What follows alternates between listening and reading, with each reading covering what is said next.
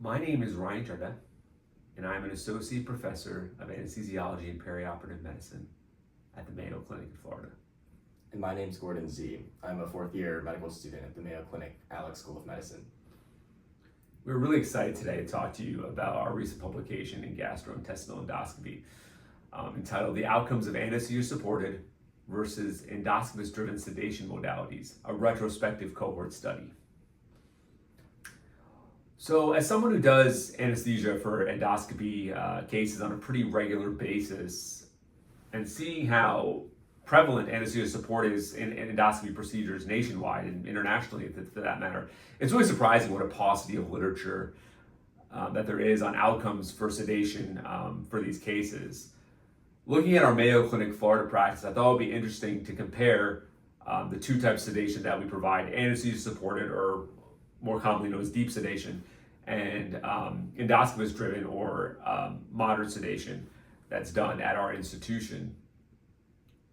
It's really interesting that despite the limited literature in this area, this has always been an area of controversy amongst gastroenterologists and anesthesiologists, as quite often it's anesthesia-supported endoscopy is seen as, for general endoscopic cases like EGDs and colonoscopies, is seen as an extra expense with very little benefit.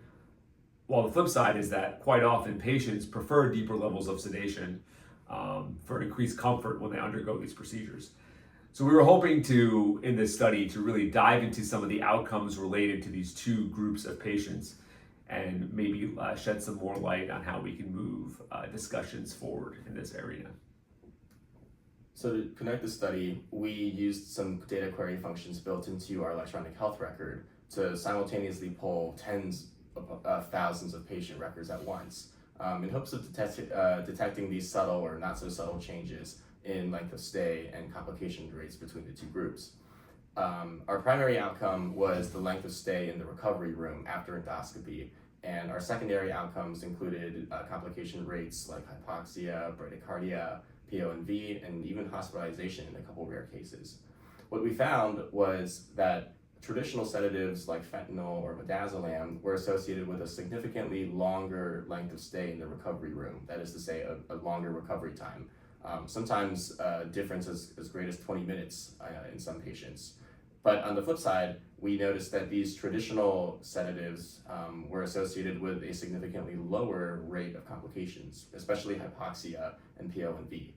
So what these findings suggest is that there's an inherent trade-off between speed and complication rates when we're choosing a sedation regimen for patients undergoing endoscopy. Now, it's important to note that regardless of which one we chose, the overall rates of complications were really, really low in both groups. And so endoscopy remains a very safe procedure to undergo, regardless of what we're using to sedate the patient. So based on those findings, where do we go from there, and kind of for future studies and maybe future areas of interest when we look at sedation and endoscopy? I think the findings that we found regarding to safety make sense. You give a deeper level of sedation to a patient, the risk inherently goes up.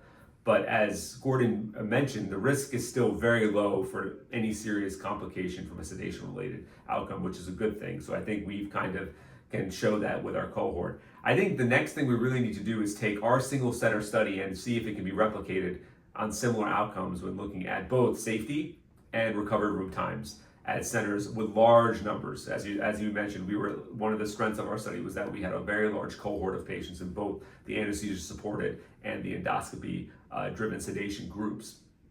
Now, I think if we could replicate that data and show similar recovery room times as well, that the moderate sedation groups have higher lengths of recovery room times, then that opens up the question of what we can do with that data. And I think what would be interesting to look at would be that one of the things I mentioned earlier was that anesthesia-supported practices are sometimes frowned upon because of the increased cost of anesthesia support and deep sedation.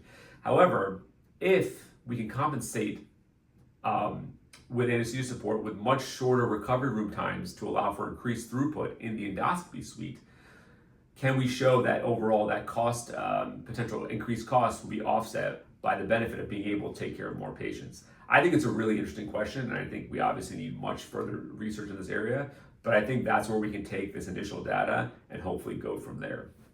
So with that, I just want to thank Guozhen and my other co-authors for their great work on this publication. It definitely was a lot of work, and I'm really proud of what we were able to put out. I most importantly want to thank Gastrointestinal Endoscopy for considering this publication. It's an absolute honor. And we look forward to feedback from anyone on this, and we'll continue to study sedation-related outcomes in endoscopy in the future. Thanks.